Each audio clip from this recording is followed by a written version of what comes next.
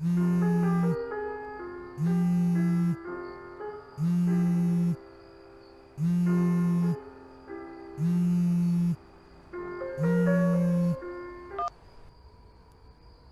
خانم، شب خوش. سلام افسر مطلبی. بیدار بودین؟ بله بیدار بودم، بفرمایید. یه اتفاق عجیبی رخ داده در رابطه با پرونده‌تون. چی شده؟ مسئول جراحت چشمتون، نامزد قبلیتون، قبل از اینکه خودش رو به زندان معرفی کنه ناپدید شده. خب از دست من چه کاری برمیاد؟ هیچی، فقط میخواستم بهتون خبر داده باشم. به کسی مظنون نیستین. نه. درک میکنم که حوصله بحث کردن راجع به اون آدمو نداشته باشین. تازه شاید از شنیدن خبر مرگش خوشحالم بشین. ممکنه. پس سرنخی چیزی. هیچی. بسیار خوب، ببخشید که مزاحمتون شدم. شب بخیر.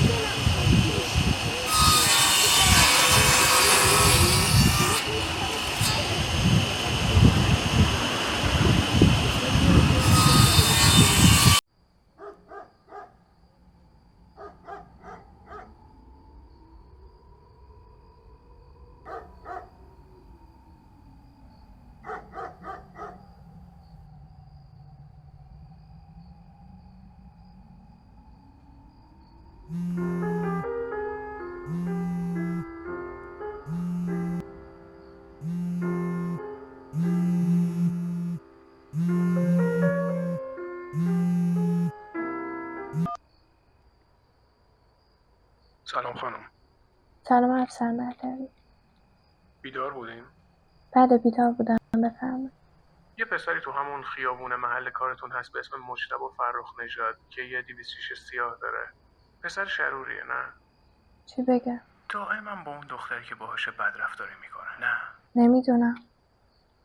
فکر نمیکنین با این قضیه در ارتباط بوده؟ آخه نامزد قبلیتون و اونو چند بار با هم دیدن، ما هم داشتیم پرسجو میکردیم، واسه همین پرسیدم. نه. باشه، خیلی ببخشید که مزاحمتون شدم. شب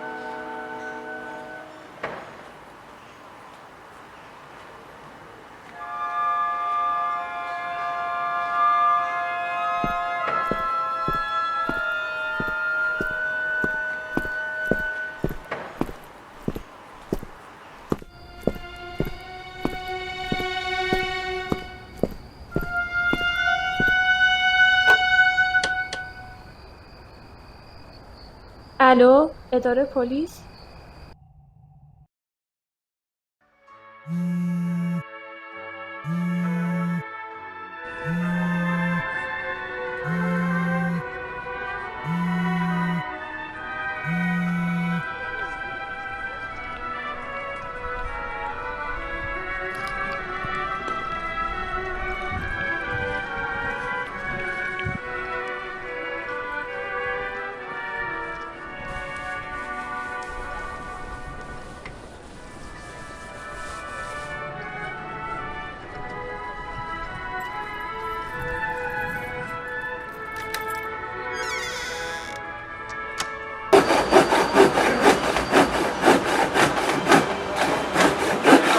شده شیرمرد شیر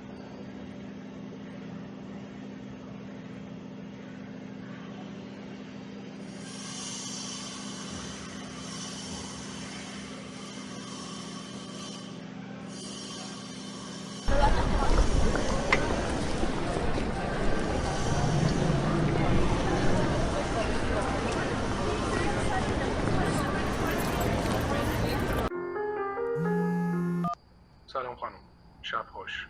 بیدار بودی؟ بله بیدار بودم، بفرمایید. خانم یه خبری براتون دارم که نمیدونم خوبه یا بد. لطفا بفرمایید. نامزد قبلیتون به قتل رسیده. اوه جدی؟ بله با چاقو زدنش. البته قاتل گردن نمیگیره. داره از صبح یه بند گریه میکنه. واسه همین جسد نامزد قبلیتون رو پیدا نکردیم. کی کشتش؟ مجتبی فرخ نژاد، همونی که 206 سیاه داره. عجب. اصلا براتون جالب نیست. نه. باشه، فقط میخواستم بدونین که پرونده برای شما تموم شده. البته ما که فعلا خدا نگهدار. خدا نگهدار.